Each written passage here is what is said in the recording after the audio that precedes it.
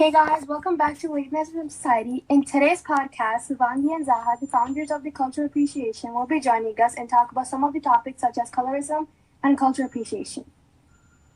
Before we get started, make sure to subscribe to our channel, like, share, and comment on this video, and also follow us on Instagram and our guests' Instagram. They'll both be linked in the description down below. So since we have two very special guests on this podcast today, why don't we get started by asking them to introduce themselves? Hi, my name is Subangki. I'm the co-founder of the Cultural Appreciation Organization. Hi, I'm Zuha, and I'm also a co-founder of the Cultural Appreciation Organization. So we started this organization out of a want to teach others about different cultures because we've always grown up wanting to hide our cultures, and we wanted to showcase the beauty of all different cultures. And we actually started this organization at the end of 2020, and it's going really well so far. Wow, that's actually really cool. Because usually all the guests that we've had so far, based on gender equality and racial equality, so that's actually really cool.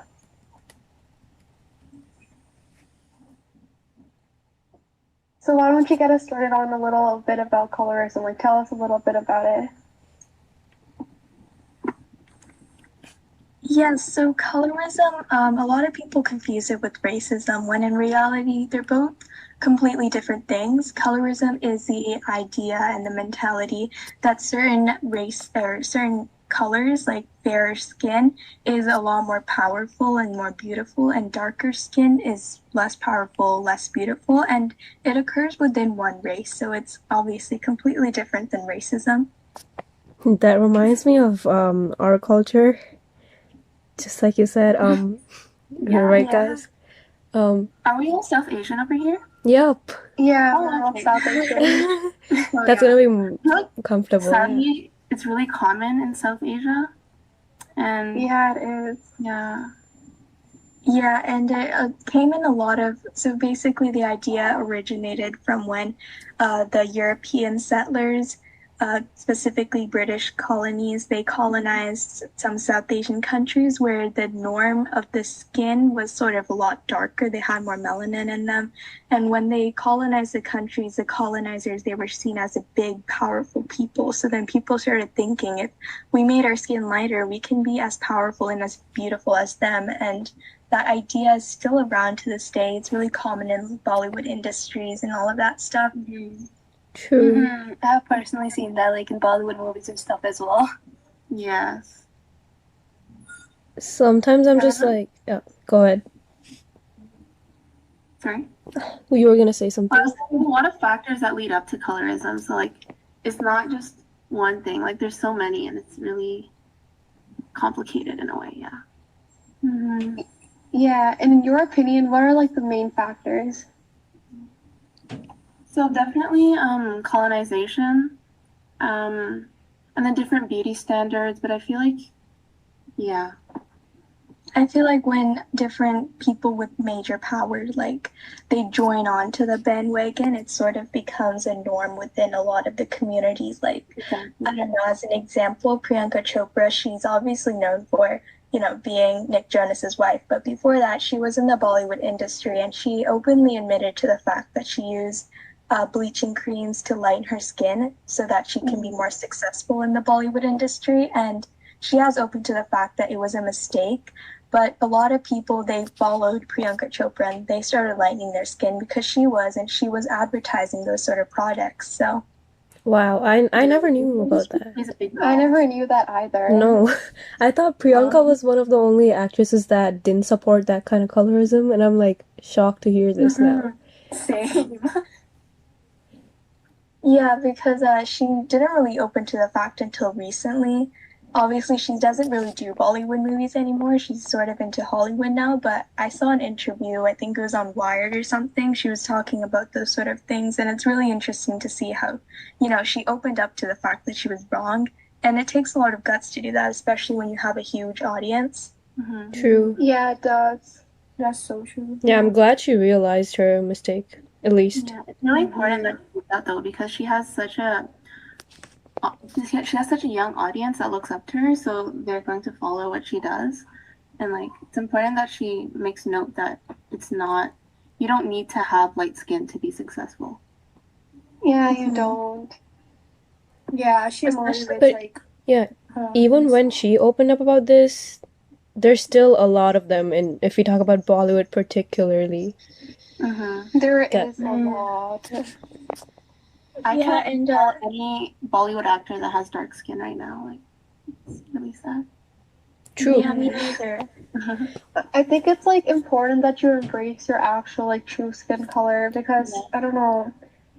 There's many of It's them. like- Okay, yeah, here. It's like you're in a way you're kind of like erasing your own identity to like be something or like someone. Exactly. like, It's like so erasing bad. yourself to, like, There's- be someone okay. else. Like you said, there's many of them that have dark skin, but like, again, to a certain extent, they're not like not allowed to, but like, I don't know what the right word is. They're like told that you're not gonna be as successful as me because you don't have fair skin, you know? Yes. Like, they're exactly. barely noticed.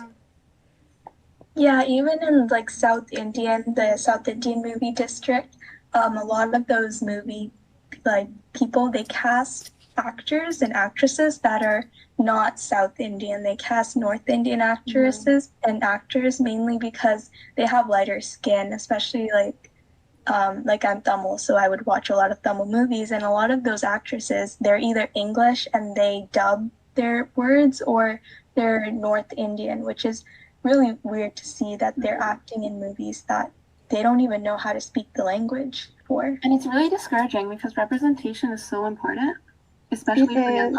audiences. So That was interesting to know about the South Indian movies. I didn't know that. I didn't know. Because I actually didn't know about this. Yeah. I knew like people do like they do like lighten their skin in like in the entertainment industry, but I didn't know like it goes up to like that extent. yeah. Yeah, like Amy Jackson, she's a popular actress. A lot of people know her for acting in Hollywood movies, but she's also acted in a number of South Indian movies. And even I didn't know that she wasn't, like South Indian. I only found out recently that she's actually European, has no descent from South India, which is really weird to see how they would go to that extent just to get people with fair skin. Yeah, and like from what I know, I don't think that she like knows how to speak like any of the languages in South India or like Asia. Yeah, like I mean they go to the extent and they still hire dubbers who dub the actual words, but they couldn't get those people who dub the words to act. Yeah. And then even in Hollywood, when they choose like non-people of color to play people of color, it's like degrading in a way. And when they do, Yeah, that's like really bad. and when they do choose people of color, they like misportray our culture in a way. Yeah, Like, all of them I've seen a basically lot have of- the same role. okay. Personally, I'm not Muslim, but like I've seen a lot of movies on like Muslim girls and stuff, and like Yeah. the way they portray those characters is just disgusting. Yeah. And even it's not just it's not just the movie industry. Like even I feel like it might just be in my community, but if during the summer, people obviously tan. They spend a lot of time in the sun. So when their skin gets darker and you go out to like a party or something, people are like, "Oh, didn't you use these creams to make your skin fairer? Like, why is your skin so dark? You got so darker in the sun." It's seen as a bad thing when in reality, like some people, they want to tan. Isn't this so weird, right? Like the people that are fair want a tan, and the ones that have dark skin, they want to get. Yeah, No one's happy with what they actually have. that is so weird. Yeah, that's actually so true. Nobody's For happy example, with the what they have. people who have curly hair want straight They want hair. Straight hair, and the People straight with ones hair have want curly hair. Yeah. Like, be grateful that you have hair. Yeah, people always want what they don't have, which is Exactly. But I feel So do like Yeah, go ahead. the No, you can issue go of colorism is very like embedded inside the culture. It's not only like the rich people or like the film industry. It's like just your normal aunties and uncles, you know, they always It's the whole society. exactly. Yeah. Yeah. Society plays a huge role in this. Mm-hmm. Yeah. Now, if we It's like talk, yeah. So does media in a way, I think. Yeah, like media as well. advertising Yeah. these products. Like recently, Yeah. Fair and Lovely, they Oh. changed their I name was- to Glow and Lovely. Yeah, I was literally just gonna yes. bring that up. I can't believe she's still doing that advertisement. Is it the same actress? I'm not sure. Priyanka Chopra. Is she in that advertisement? I don't know if She used to. she used to be. She used to, yeah. Now it's somebody else. I don't know her name. It's Yami. I think her name is Yami or someone. I don't know. Yeah, I don't know. I think that that's such a bad thing to do, first of all. Mm-hmm. Like it would probably make so many young girls want to change themselves. Yeah, and Exactly. that's what I was gonna bring up. Like if we talk about this, Capitalizing on yeah. their insecurities in a way. Yeah, Yeah. if we talk about this in a feminism point of view, it's like mostly we see women being, portrayed like Yeah. this, that they need to have fair skin. Yeah. Yeah, And you have to stuff. look a certain Yeah. way. You won't get married unless you have fair skin and all these True. Yeah, that's the main thing. People are always like, oh, you should, do turmeric masks or things. Exactly. wear Fair and Lovely often so that you can get married. Otherwise, no one wants you. Mm-hmm. And it's very upsetting because it's always the older women telling the younger women that. So it's just Exactly. you're stuck in a cycle. And it's okay, guys. It's not only about fair and dark skin. I myself get told that the turmeric masks and stuff because I have a lot of acne, and whenever I go to a brown auntie's house or something, they always give me some knowledge that I didn't ask for, or something. Yeah, like a recipe for a turmeric mask or something Mm-hmm. that you never really wanted. Yeah, for example, I'm extremely skinny, so they always been telling me eat more food, that stuff. Mhm. Yeah, they always giving me these tips and stuff. I'm just They always have something to say, man. Even when they just try to they always keep reminding us that we're not perfect or something. We're not what according they to want them. us to Yeah. be. And that shows how society places so much value in the looks of women rather than their actual Personality. yeah, exactly, personality, all these things. It's just you have to look good, you have to get married, that's your purpose. exactly. They don't even think the personality is the most. Yeah. I really hope as a younger generation we can sort of get rid of these bad thoughts and stuff. Also, we grew up, a lot of us, we obviously are growing up into a foreign country. Yeah. And I That's see, yeah. It's more important that we do this because we're educating people. Yeah, and being in a foreign country, I see a lot of representation over here rather than my own country, so which is kind of surprising. They're optimizing or embracing the Western culture more than our culture. You know what I mean? Mm-hmm.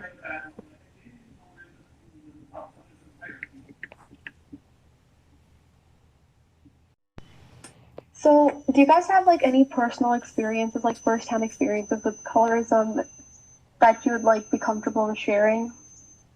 Yeah, so I lived in Pakistan for 5 years when I was 5 years old, and it's just the little things. As a child, I would always be told to play the ogre rather than the princess because I had darker skin, and the girl with lighter skin would play the princess or the pretty girl in the game. So it was just little things that are so embedded in society that really affect you as a child, and they play a big part in your insecurities as you grow up.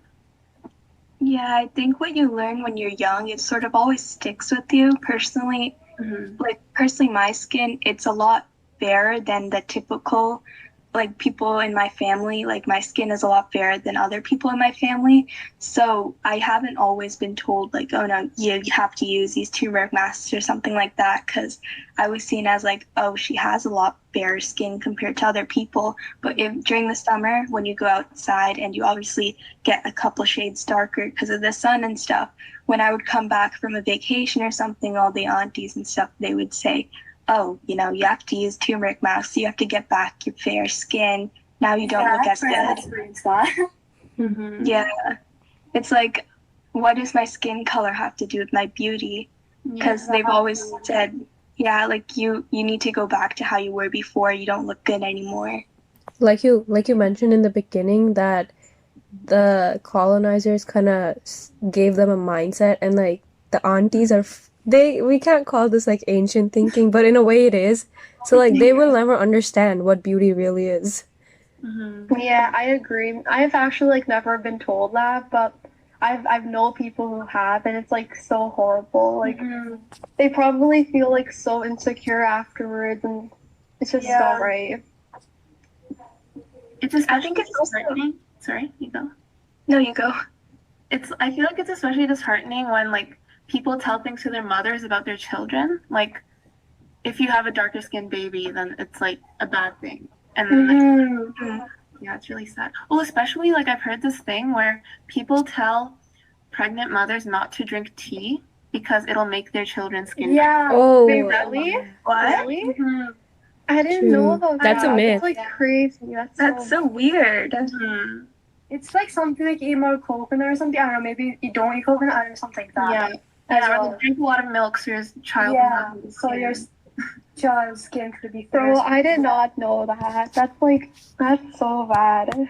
And it's so I also feel like, yeah, and like sometimes people do know that what they're saying to other people are bad, but they don't, they don't think about not saying it because it's really hard to speak up to, especially people older than you. I know in like a lot of South Asian communities, people older than you, you're not supposed to talk back to them. You're not supposed to call them by your first name. There's a lot of respect towards people older than you, and talking back to them, it's seen really bad, and it's obviously already hard to do. So you're not really able to speak up. But that doesn't mean that you're gonna accept what they're saying to you. Exactly. Yeah. But like you can't even talk back because you're gonna be. Yeah, like I agree with Jasmine. You can't talk back because that's like a form of showing like disrespect. Don't talk back. That is obviously disrespectful. But stand up for yourself when it's time to stand up. Yeah, you should stand up for yourself. And educate them respectfully, but I think it's really important. Yeah. It's doing them good as well. Yeah, I think it's really hard to find the balance between, talking back to them and like telling them that what they're doing isn't good. It's not benefiting anyone. Because at the end of the day, it's obviously gonna affect you. It's not. They're just gonna say it and go away, but it's gonna stick with you. So it's up to you. Yeah, especially like young girls. Yeah. Because they're gonna have like that thought with them for like who knows how long. Yeah, that's really sad. And especially girls, because they've always grown up knowing that, like, oh, you have to have this nose to be pretty, you have to have this skin to be pretty, and adding more pressure to the mix, it just really messes with their mental health and their self-confidence. It does. There's so many guidelines. There are. And I feel like... Yeah, go ahead. That's okay. No, you can go. It's okay. I was gonna say it's not only like the females that are going through all of this, but also males, and also, like toxic masculinity. It's seen as males can't really speak up about their emotions, and so they always like hide it. But I feel like males and females are going through the same thing in terms of colorism. But even in the industries, it's really obvious. True. And with males, it's also with their body type. No, that's both ways actually. Never mind. Yeah, it's both ways. Yeah, for males, it's more like males are not supposed to cry, they're supposed to be a man. They're supposed to be mentally strong. Yeah, for males, it's like more of like emotion stuff. Yeah. Okay, so what do you guys think should be some of the ways we can get rid of colorism? Definitely education. I feel like education is the key into getting rid of any social problem, whether it be racism or toxic masculinity. Like teaching kids from a young age that all colors are accepted and all skin colors are beautiful it's really key to, eliminating colorism. And also the movie industry is obviously like people grow up watching movies, and if they only see a certain color on screen, they grow up to have the mentality that only those people are beautiful. So I feel like diversity, inclusive communities, and education, it can really solve that. True. Education does play a big part in eliminating something.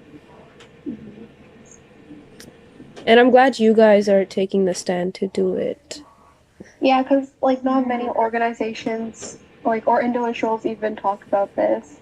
Yeah, thank you for giving us the opportunity to actually like talk about it. Yeah, Thank you for joining. Yeah, thank you for joining us. So do you guys have anything else you want to add before we end off? Last thoughts? Maybe a message? Sorry, go ahead.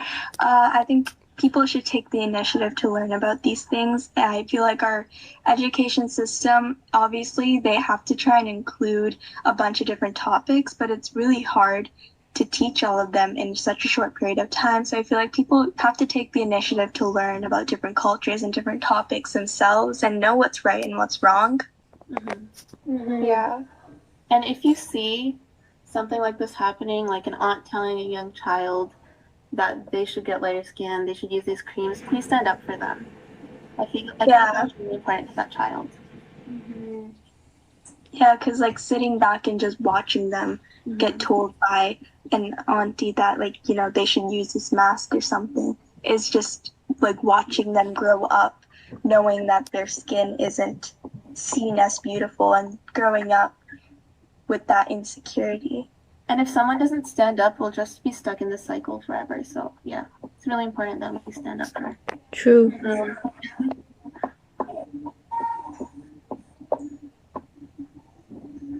Thank you so much, guys, for this amazing opportunity. It was really nice talking. Yeah. No, Thank you for joining us. we're glad you joined. And everything you talked about was really informative for our audience and us. So thank you for sharing everything with us. Yeah. So I think that's it. Yeah. Yeah. Make sure to follow our Instagram and also their Instagram. It's all going to be in the description. And we'll see you guys next time. Bye. Have a great night. Bye. Guys. Bye.